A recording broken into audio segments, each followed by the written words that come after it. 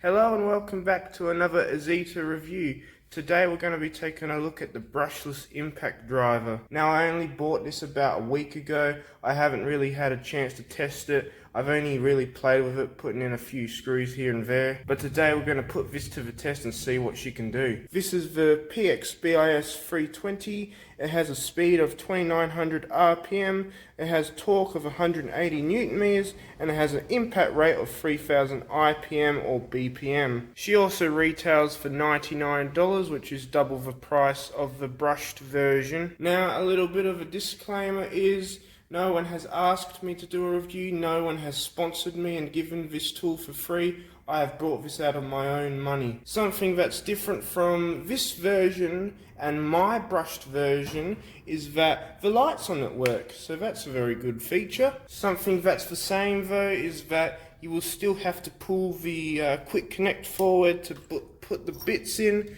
as it's not a one-handed operation, so you have to pull it forward just like the brushed version. Even though it's brushless, a little bit more expensive, some of the nicer features do not exist on this. If you've seen any of my other reviews on the brushed impact driver or the drills, you will know the screws that we're going to be putting in are these 10 gauge 35mm timber screws, these 14 gauge 50mm or 2-inch batten screws, 100mm batten screws, and 200mm or 2-inch, 4 and 8-inch. The bits we'll be using are just a standard Phillips head drive, an internal hex head, and a T40 Torx. We also have a 300mm long or 12-inch 1-foot landscaping screw that's 18 gauge. And just for shits and giggles, we also do have an M12 coach screw. And to get this bastard in,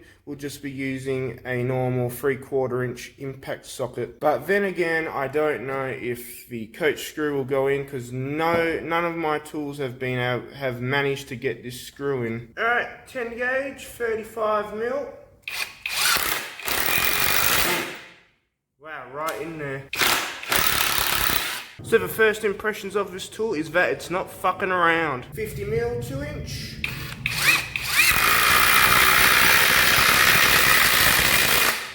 Yeah, wow.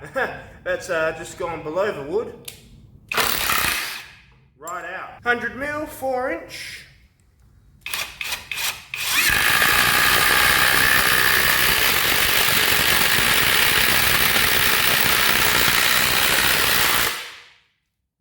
Below the wood again.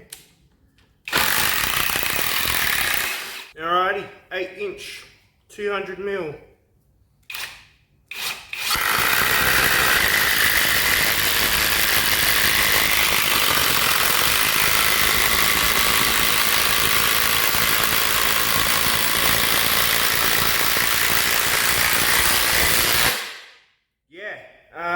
Wow, below the wood again.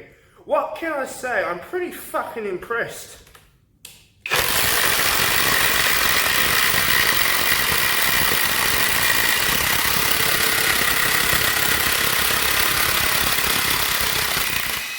Alright, now the big test. Can it sink a 1-foot-long 300mm landscaping screw in?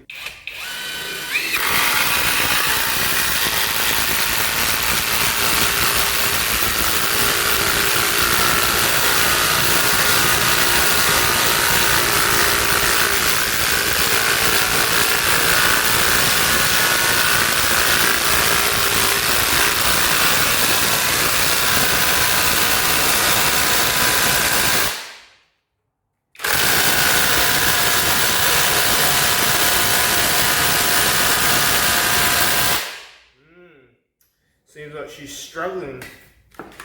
It also does not help that the wood is separating. How much, the results speak for themselves, don't they? I'm going to retry that test actually. Alright, here is an off cut. It's much straighter than that last piece of shit we're using.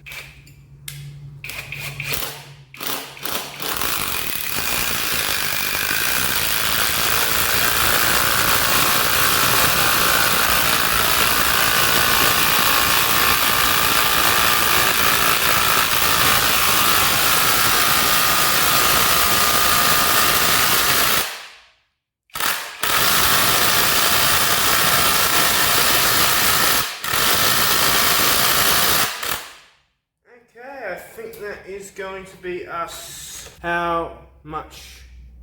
Yeah, 5 pieces of wood. Remember, we got the 1, 2, 3, 4, and then the 5th piece here. So, it isn't actually strong enough to sink a landscaping screw. Well, you know what? Better leave that to the impact wrenches, I think. I've also noticed it is very fucking hot all around, all along the body. Even though it is brushless and it's meant to be cooler, it is very fucking hot.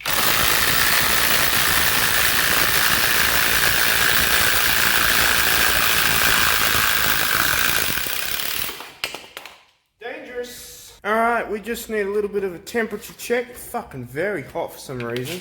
Just on the front here when I was trying to put the bit in. What's that reading? Yeah, about 53, 55 degrees. What's the anvils? Yeah, about 60 degrees. What about this rubber piece? 50. Down the back of the clamshell. 57 degrees, yeah, bloody hell. Alright, now it's time for the big mama, the big M12 coach screw. I don't really hold out hope for it because no tool has managed to sink this past pretty much for Fred. So yeah, we'll just see how we go. Alright, here we go.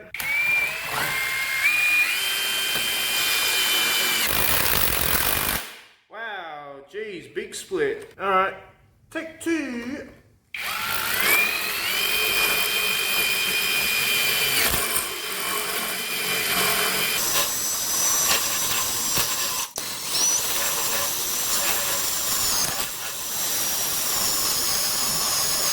Yeah, I'm not even going to fucking try with that anymore. Okay, the problem is that the socket's too big. I picked the wrong size socket and it's really starting to show. Alright, well there you have it. That was the review. This was using a fully charged 4 amp power battery.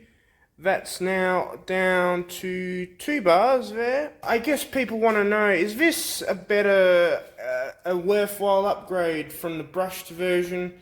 In my opinion, yes it is. It's just not everything runs how you'd like it on tests. Some things fuck up, some things go very well.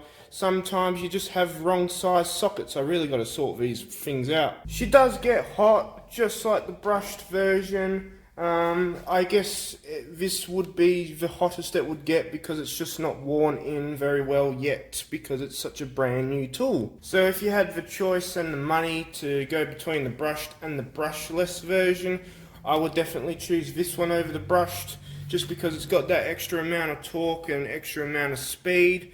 That just makes it for a better tool altogether. I also have a Patreon as well, if you'd like to consider joining that. It's very much in its early days and things are likely to change on it, but I've just got it set up just as a beginning phase. But if you liked this video and these videos that I put up, please consider subscribing. If you liked this video in particular, please consider giving it a like. And until next time, we'll catch you in the next one.